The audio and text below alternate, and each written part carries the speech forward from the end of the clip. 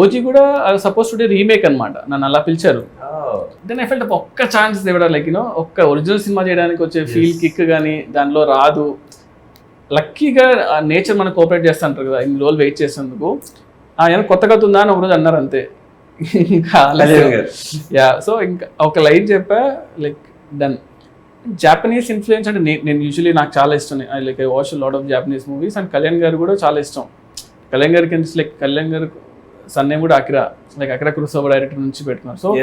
So like అంటే like I have seen his old name కూడా అట్లా ఉంటుందా ఇక్కడ సినిమాలోనా లీక్ చేయాలి చెప్పాల్సిందే. సినిమా ఇస్ కాల్డ్ ఓజీ కదా.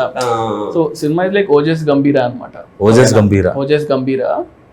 సో ఓజస్ అనేది like master name and గంభీరా is heroes name.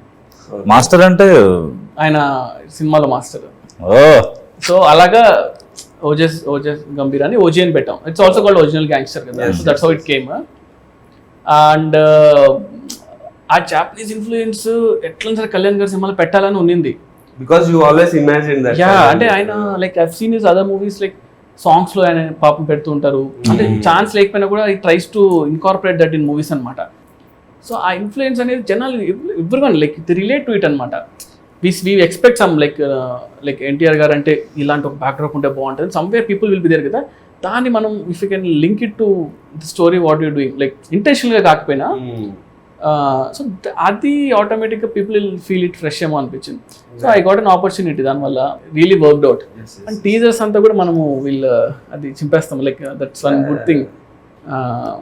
అంటే ఇప్పుడు ఇంకా వీళ్ళు ఆల్సో ఇప్పుడే ట్రైలర్ కూడా చేసాము, అంటే ఇంకా రిలీజ్ ముందు వస్తుంది ఆబ్వియస్లీ.